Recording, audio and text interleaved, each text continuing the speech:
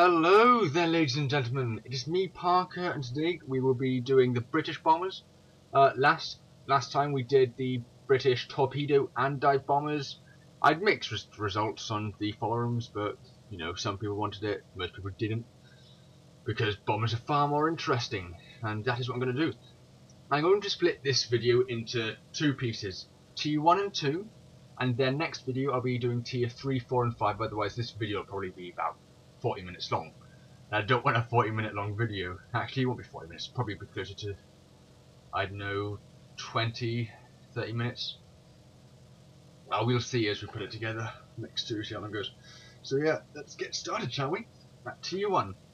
Most of these are biplanes, so you're going to really hate this. So I'll be putting an annotation if you want to go to the monoplanes, all metal constructions, blah blah, etc. But for the time being, you know, we need more bombers, to be honest.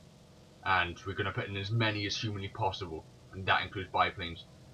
Now the thing with these biplanes is that a lot of them are actually recce aircraft, or reconnaissance for those who don't know what recce means, even though most of you probably will know what it means.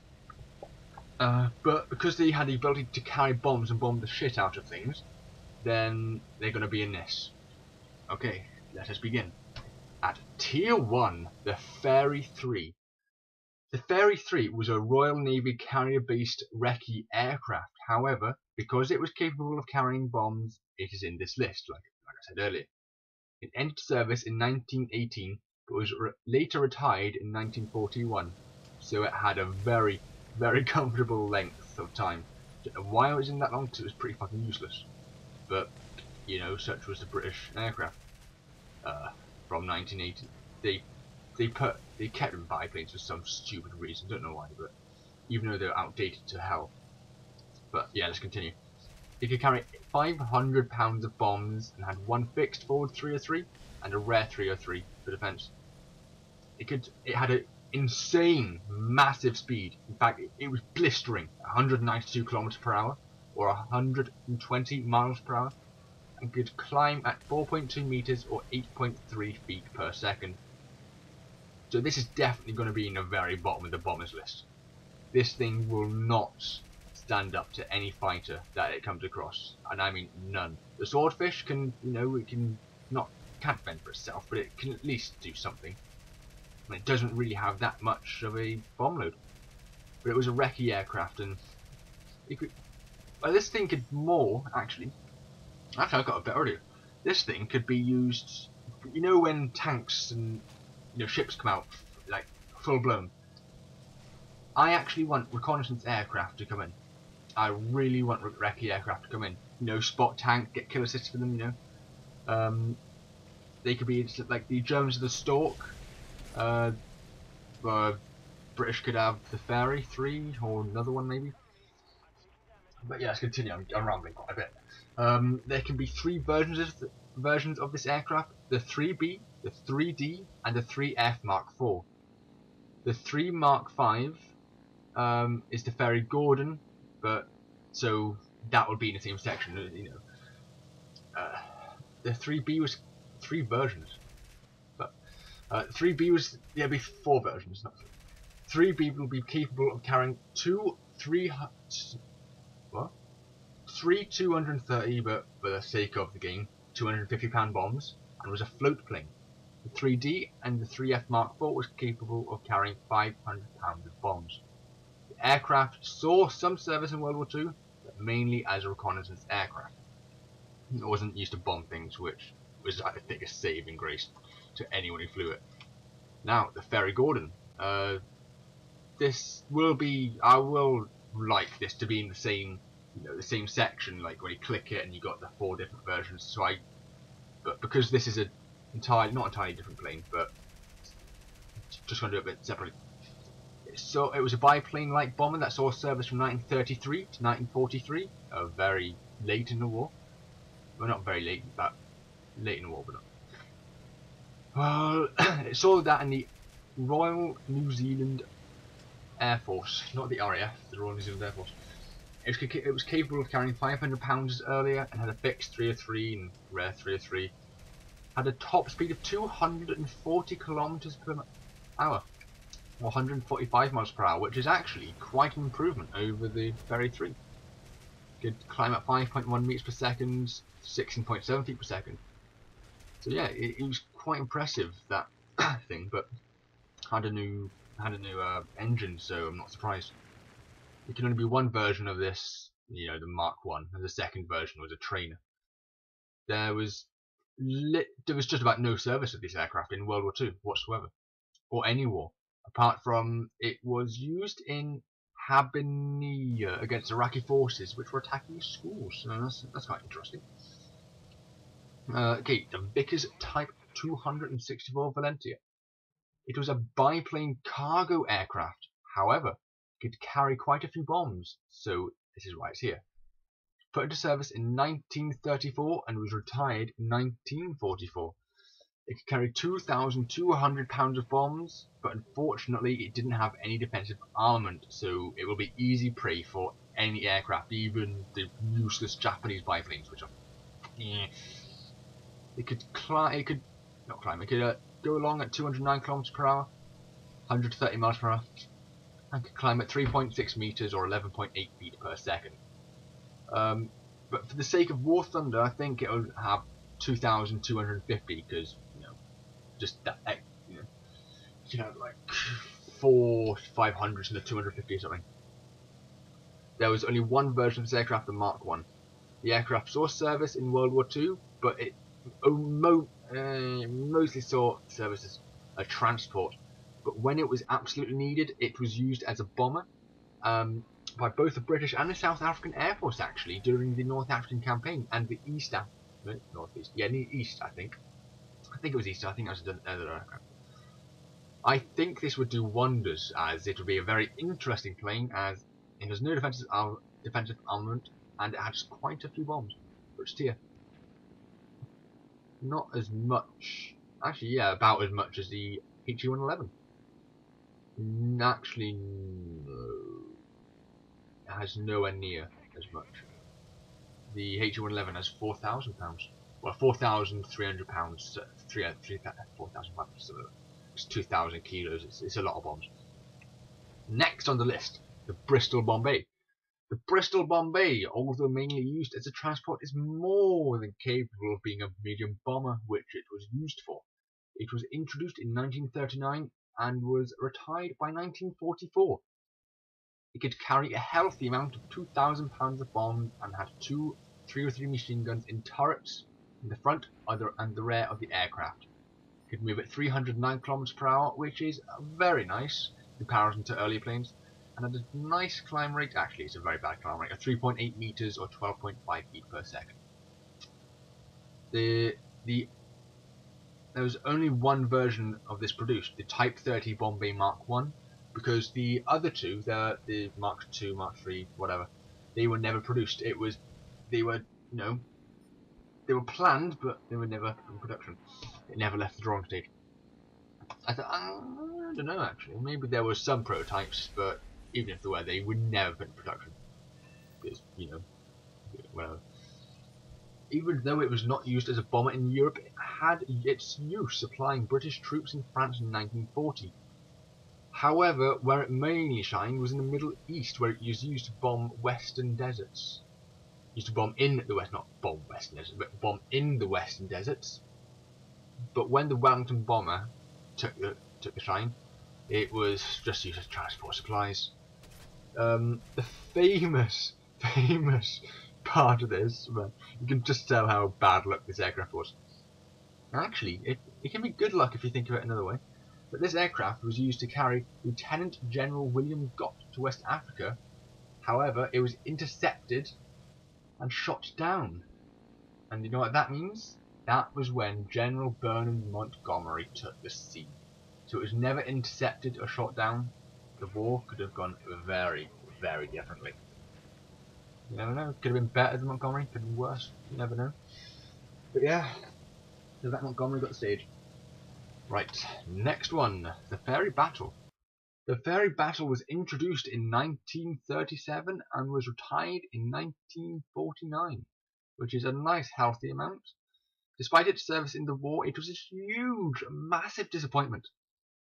It could carry 1,500 pounds of bombs, which is kind of nice, and it only had a single 303 in the right wing and had 2 twin links in the rear.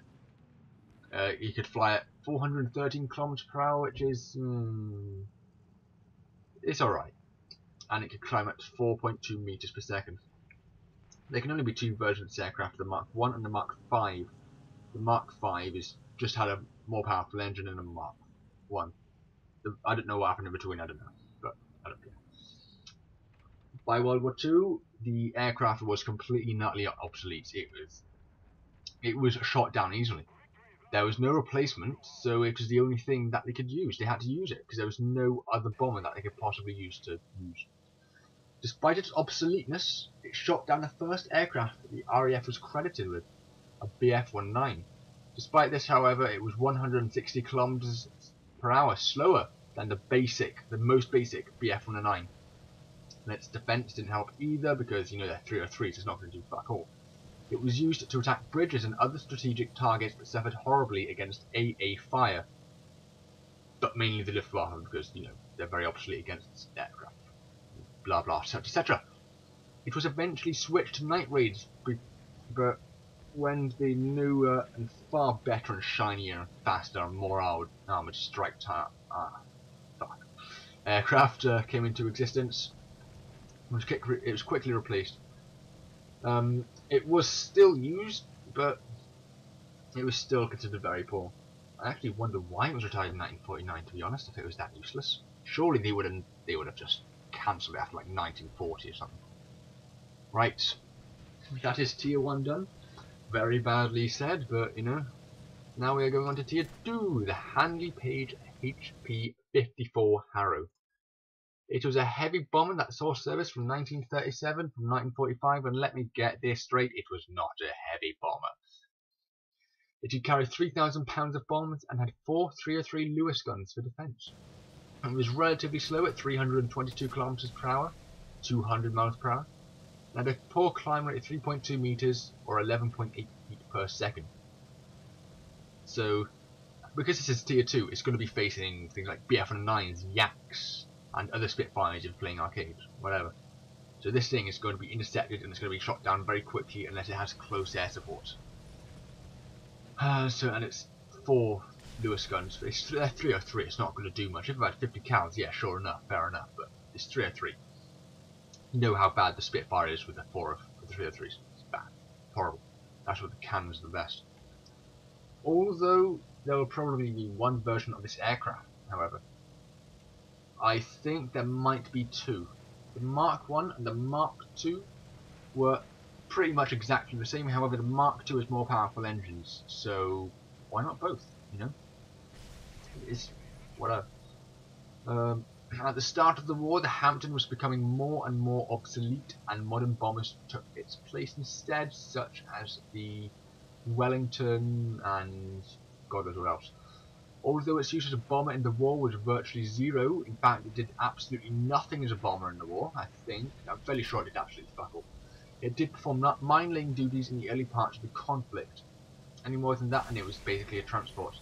It did, however, perform a very unconventional and hilarious tactic once, in which it towed mines behind it along a long wire, which is called long aerial mines. You can Google it if you want. I'm not going into detail. It's basically a mine mine at the back of a long piece of wire, and it flew into enemy formations of bombers, and it would blow up and take out the bomber with it. And it's credited to 4, 5, or 6 enemy bombers, depending on which source you read. It was considered too stupid by Bomber Command and was eventually cancelled. So it was going to be used even more in more American bombers to Boston, I think it was. I can't remember. Now, the Vickers Wellesley. The Wellesley was in service from 1937 to 1944.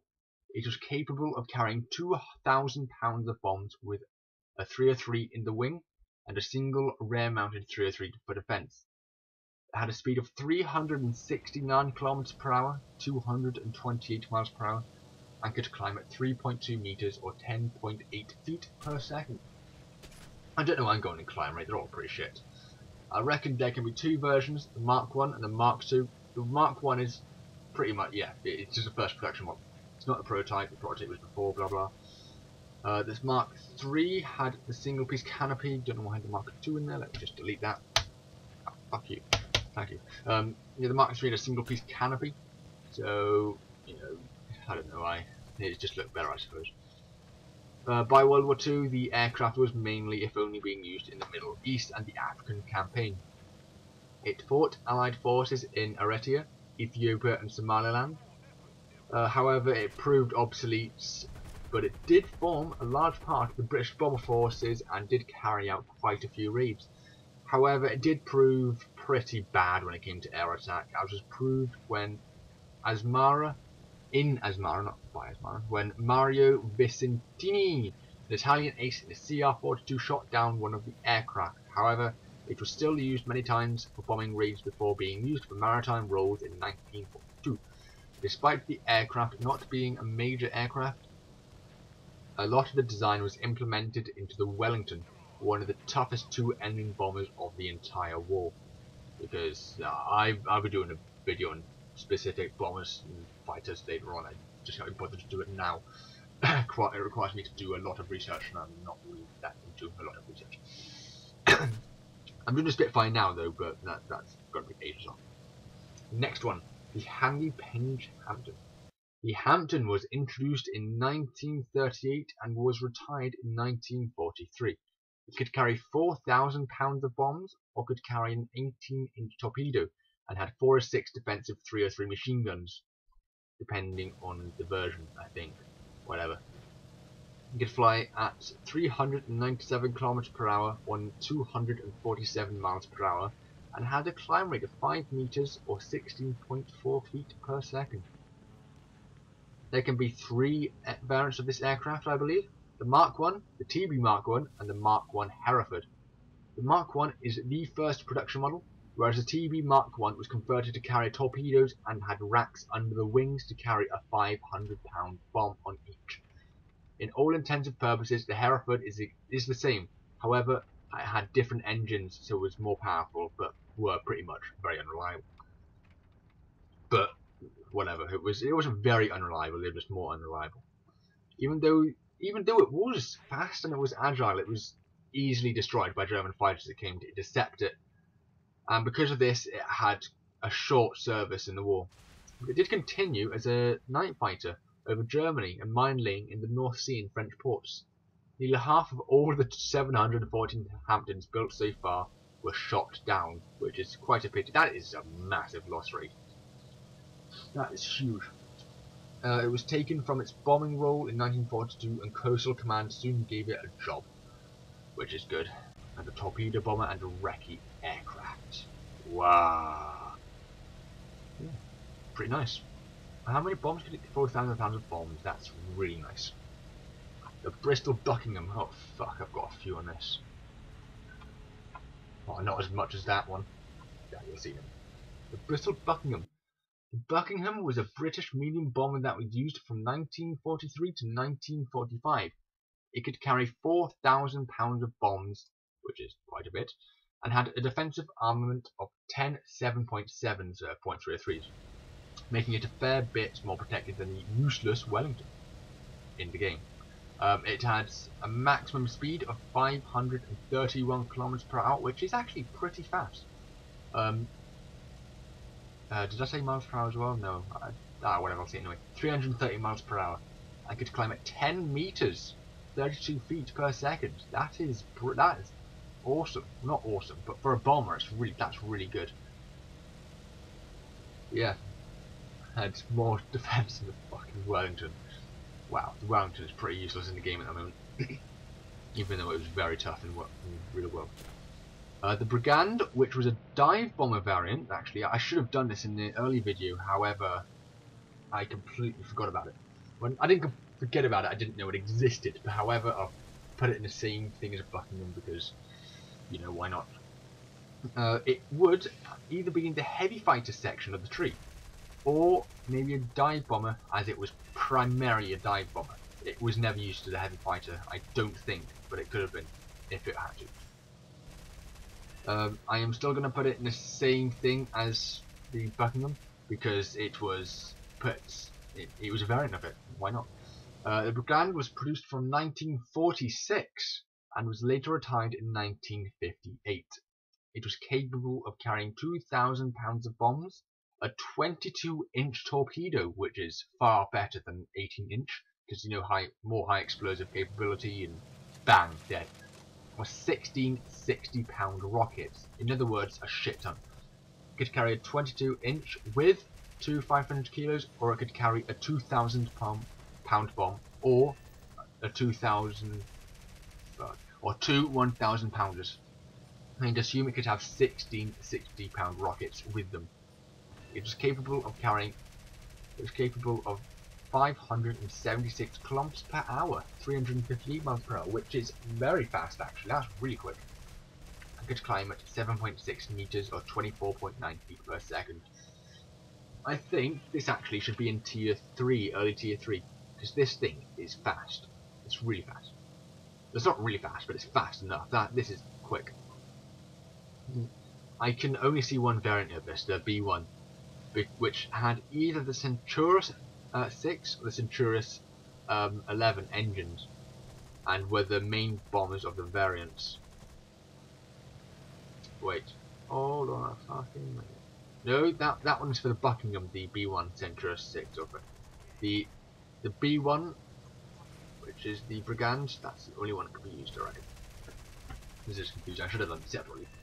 Too late now. The Buckingham is quite an unfortunate aircraft in that when it was put into production, it was instantly made obsolete in the fact that the requirements had changed from daylight bombing to nighttime bombing, which the Buckingham was designed for daytime, and it was impossible to bomb unescorted because, you know, bang dead German fighters.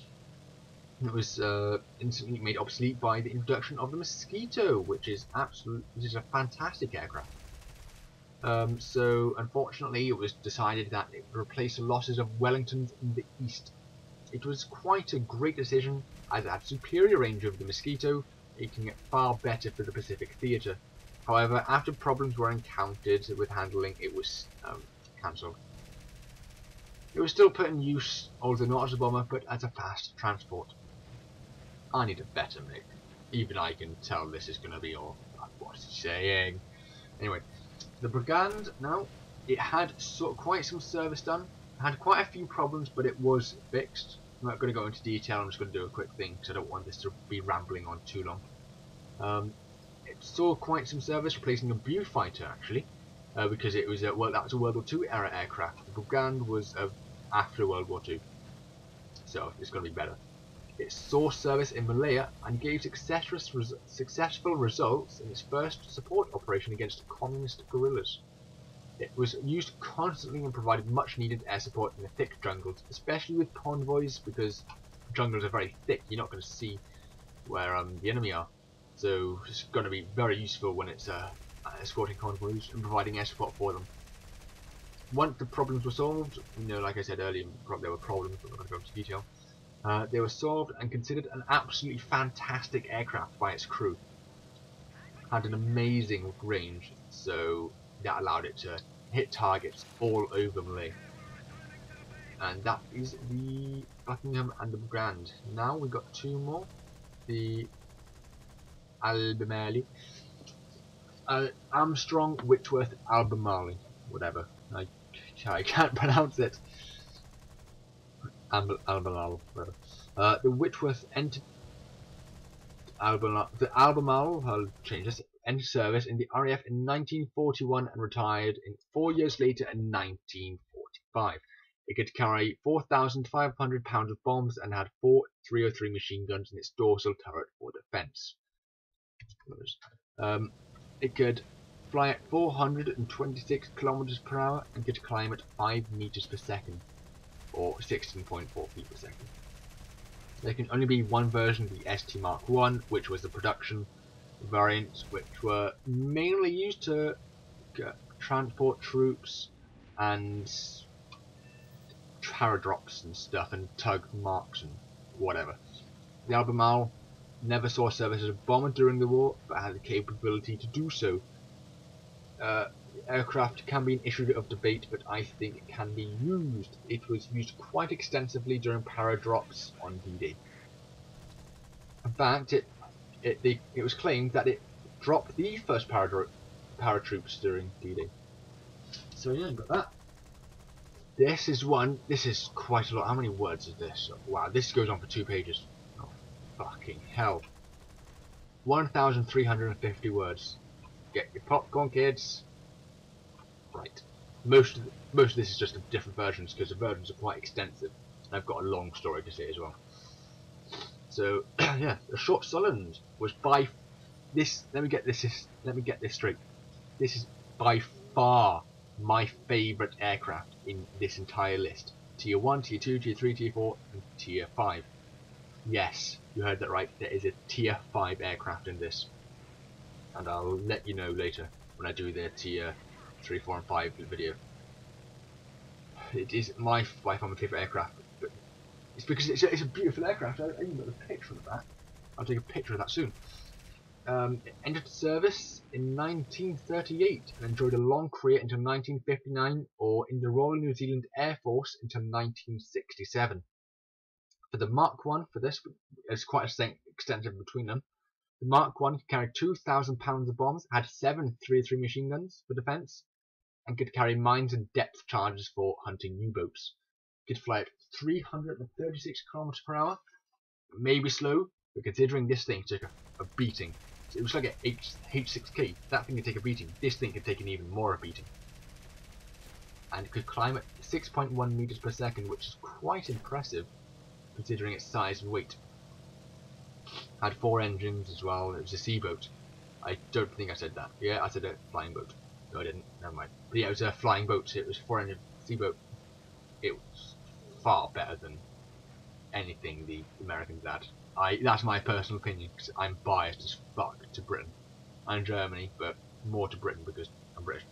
I'm Welsh actually, but I don't like to be called British, but whatever. Let's continue.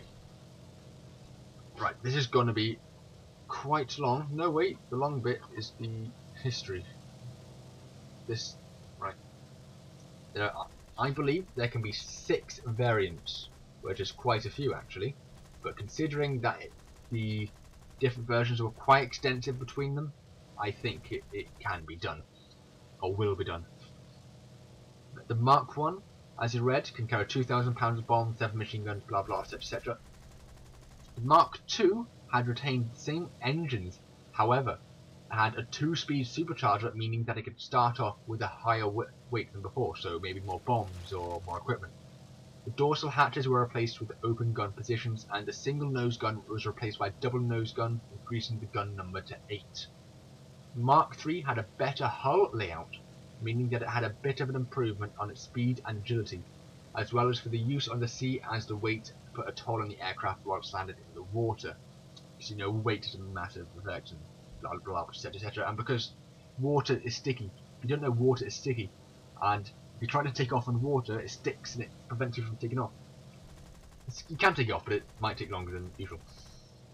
Also, the advent of hydroelectrically fused depth charges meant that 10 or 25 pound bombs could be thrown out. Yes, thrown out by hand out the window of the aircraft to harass enemy crews that were manning the 20 or 37mm anti-aircraft guns of the submarines. It also had far more machine guns, 14 in total. The 3A had newer changes, some more windows, and a new radar, and instead of the hand-thrown bomb, it could alternatively use its new, brand spanking new, forward-fixed 450 caliber HMGs, which swept the deck and was actually it was quite surprisingly effective at that. So now the total machine gun count was 18. I also forgot to mention that the 10 and 25 pound bombs had the unfortunate knack of bouncing off the damn thing and hitting the aircraft it was thrown out of. But I'll get into a bit more detail on that later. And a little bit of a mistake that the Sunderland did. That'll be in history bit. The Mark IV was actually a huge change. It was renamed the Short Seaford actually, the changes were that big. It had 6 50 cal machine guns on the front, in the rear, and in 2 gun beams, one on each side. It had 2 forward fixed 303 machine guns and 2, bring it bro, 20mm Haspanos in a B-17 dorsal turret. 2 20mm Haspanos. Wow, that thing's gonna wreck you if you get too close. It was capable of a much better bomb loadout of 5,000 pounds. 5,000 pounds of bombs. That's more than a Wellington. It had a much better engine, well, 4 better engines, not words, enabling it to fly at 389 kilometers per hour and climb at 4.5 meters per second, much slower than earlier because it's much heavier because all the equipment on it.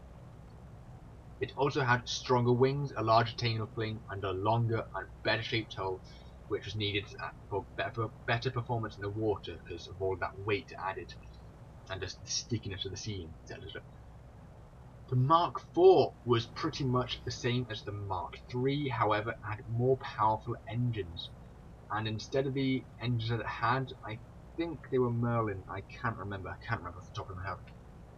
But it used the Pratt & Whitney, American Pratt & Whitney twin-washed engines. It had also more radar systems.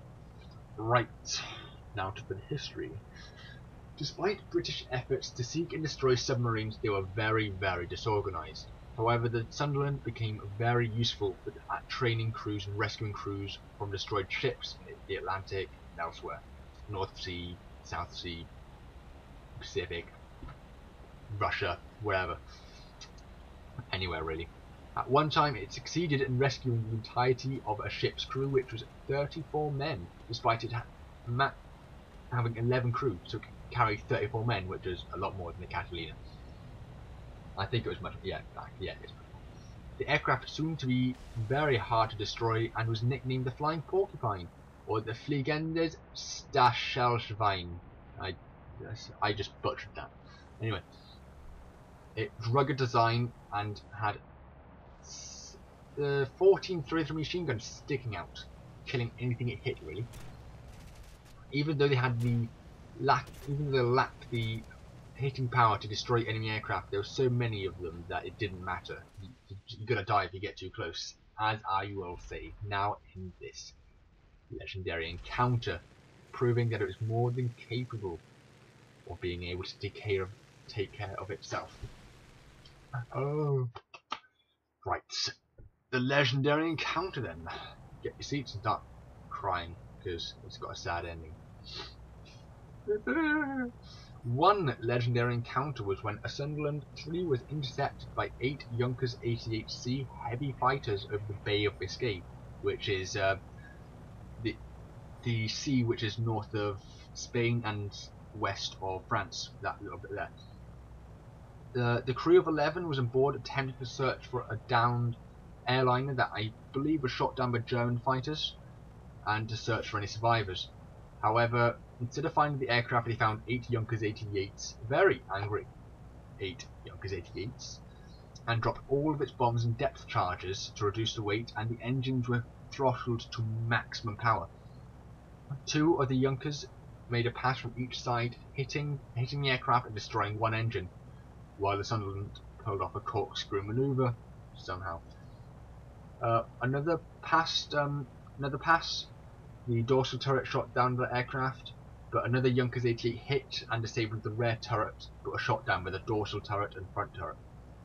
The radio gear was shot down by another pass, which wounded most of the crew, pushing one of the side gunners to near death.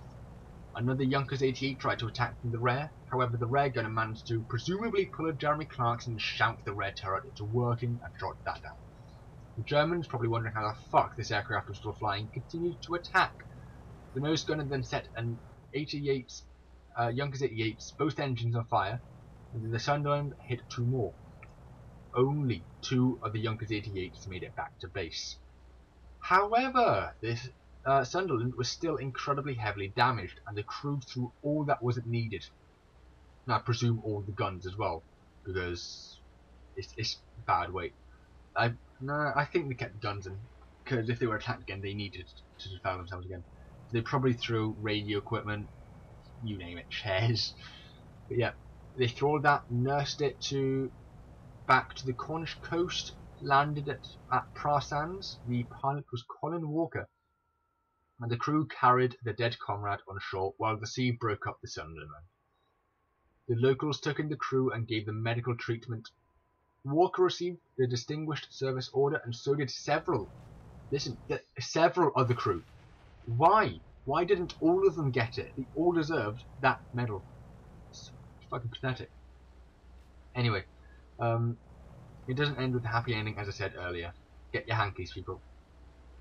With the exception of Walker, the rest of the crew returned to the Sunderlands and disappeared over the Bay of Biscay after a report they were attacked by 6 Junkers 88s. On the 2nd of June 2013, a memorial was opened on the green of Prasands. That's just sad. That's just very sad. Right. Let's see how long this has been going. Fucking hell, 35 minutes. Wow, fuck, wow. Woof.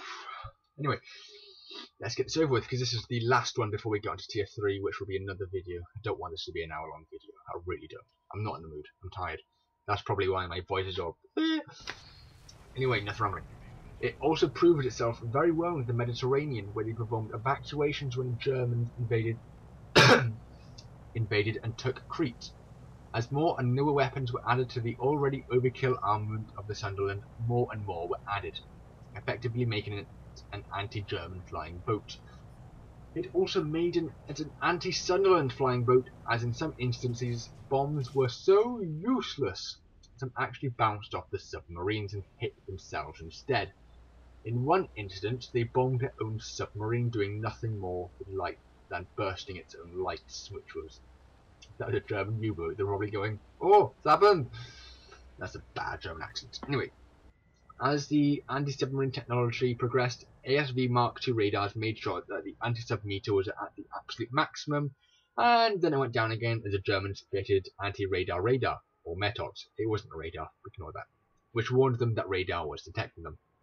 The Mark III ASV fixed this problem, then hunting them down resumed as usual. At first, the Germans thought that the movements were being plagued out by a spy. However, an RAF airman that was captured, the legend that he is, convinced the Germans that they were homing on to the signals that the METOS was radiating, and then all of the commanders were then instructed to turn them all off. However, now that subs were being armed with 20 and 37mm AA guns, the Sunderland had more than enough 303s to deal with them. However, the Germans could hit further and harder, and even though this was in vain, because the submarine was on the surface far longer given, they're more likely to be destroyed, they still had 37mm gun. It's going to kill you easily. The Aussies then had a brilliant idea. More machine guns! 4 more 303s were added to the nose, meaning that they could shred the Germans before they shredded them. And then they even dropped bombs on it just to make sure. After the war, because they had no goddamn idea what to do with the new Sunderlands that were built at Belfast, they had the brilliant, fantastic idea of taking them out to sea and scuttling them. Why? I would have gladly bought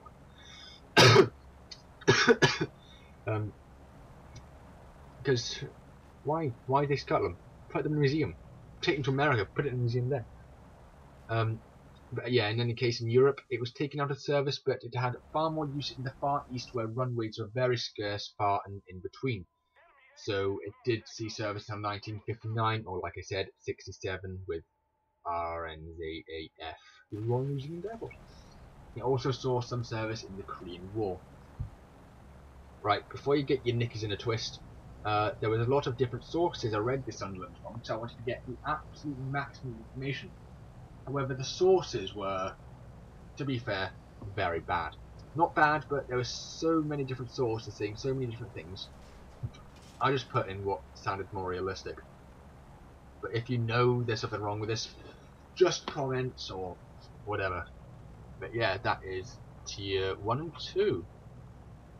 Next, we'll have tier 3, 4 and 5. I've got 3 tier 3s, 4 tier 4s and 1 tier 5. So that next video should not take that long. Right, that's it. I hope you enjoyed that.